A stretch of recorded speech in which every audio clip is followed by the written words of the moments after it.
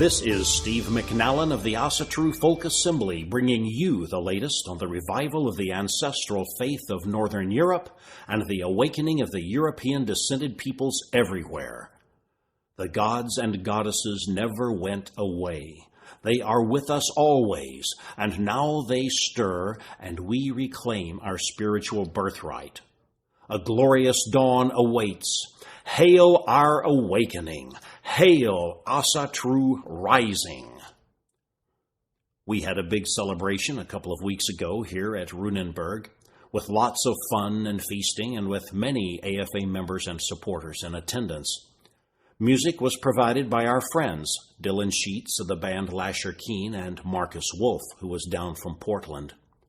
We served a stunning meal.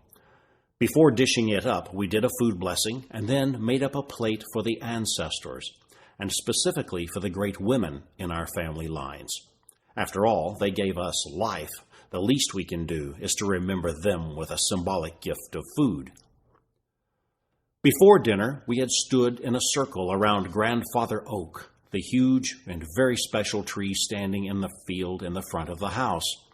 And we did a ritual calling on all the gods and goddesses and on the beings we call the Disir. Then we went around the circle, and each of us called upon a specific female ancestor to be with us. We gave these invisible guests our love and asked their blessings in return. The event was one we call Winter Nights. Traditionally, it falls on the Saturday between October 11th and 17th in the Icelandic calendar, but Asatru today celebrate it on pretty much any date in October. Winter Nights is all about the Disir, beings who we usually consider to be our female ancestors, those great mothers and grandmothers and aunts and great-aunts and so forth extending back into the past. And here is a concept essential to Asatru and, I suppose, to all native religions. Death is not a brick wall sealing us off from those on the other side.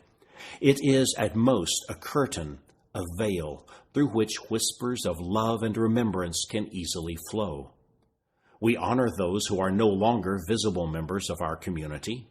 We tell their stories to our family and friends. We show their pictures, maybe visit their graves, pour libations on the earth as we say their names. They, in turn, send us love, inspiration, wisdom, a hunch at a crucial time, or maybe that bit of luck when we think all is lost. The line of ancestors and descendants transcends space and time and mortality. We are never truly separated from those we love and who gave us the gift of life. While I always call on all our gods and goddesses at Winter Nights, we especially connect them with the goddess Freya, Our Lady of the Vanir, the one most closely associated with love and fertility. October is just right for Freya's more somber side. But while we certainly hope you have friends with whom you can celebrate Winter Nights, you can honor the Disir all by yourself. An AFA member wrote us to say, I did my own Winter Nights ritual on Friday night. I filled my drinking horn with ale and went out to a fenced-off area on the grounds of my apartment complex where a few small trees grow and no one ever goes. After calling upon the gods and goddesses, I spoke the name of every female ancestor whose name I knew and recounted as many of their deeds as I could recall. I could feel their presence surround me as I gave them thanks and honored them. I renewed my pledge to make them proud that I came from them. I recounted my deeds from the past year for both good and ill. I asked their continued guidance throughout the year to come and thanked them for all that they had given me in the time that I had known them, as well as what was inherited through blood. I hailed them all, hailed the gods and goddesses, hailed the whites of the land. Yet, even after ending the ritual, the presence of my Disir remained thick in the air about me. Even now, their presence is still almost overwhelming. I now understand what Steve was saying about the veil between the worlds being thin this time of year. Since coming to Asatru, I've begun to cultivate a deeper understanding of things I've felt my entire life, but could not begin to comprehend. Here's a poem I wrote long ago about the Disir and their interaction with us, their descendants. I'll start with the little prose lead-in I wrote at that time, and then I'll go into the poem itself. It's called October Women, in honor of the Disir at winter nights. October is just right for the Disir, for the women ancestors who have left Midgard and look on beyond our world. It's perfect, too, for Freya's somber side, which we honor at this time of year. And if you've ever read any Ray Bradbury, you know that he's the poet laureate of the October spirit. Here's my tribute to Freya and to the Disir and to their special bard whose stories have meant so much to me. Can you hear her? Can you hear them? Shut your eyes and listen through the dark. Rustle, crackle, crunch on the leaves, once green, now brown, like Freya's cloak. Green cloaks are for growing things and for tossing on the grass for a love bed.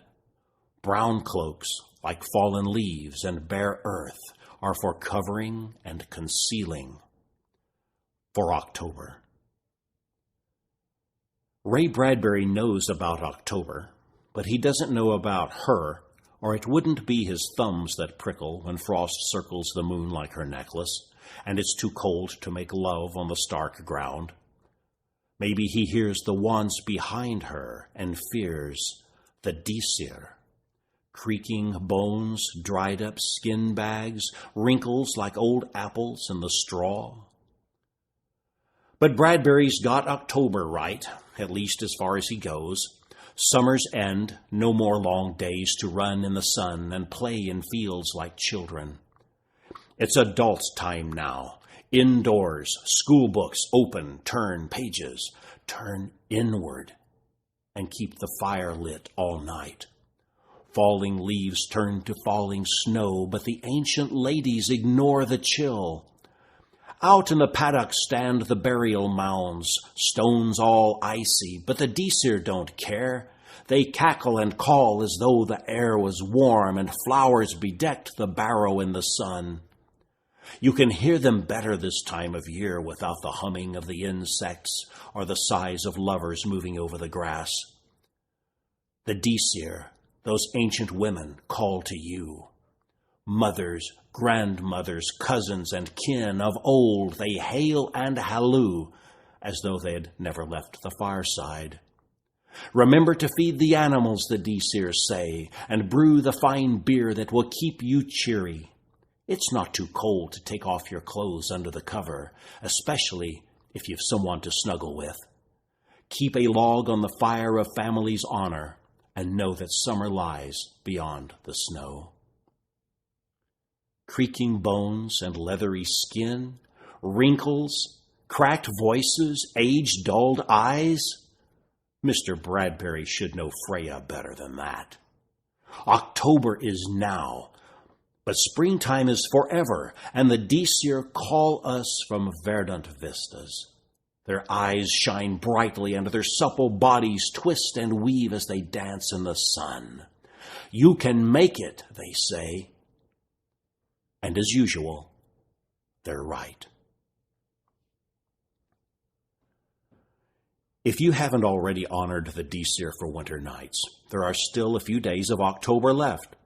The foremothers of your line will appreciate it, and you will find yourself blessed more than you can imagine. This is Steve McNallen of the Asatru Folk Assembly, www.runestone.org, serving our gods and goddesses, our ancestors, and our folk. Visit us online, and if we are what you have been looking for, drop us a membership inquiry. It's time to come home to the ancestral way of our people. Be sure to join us next time for more of Asatru Rising.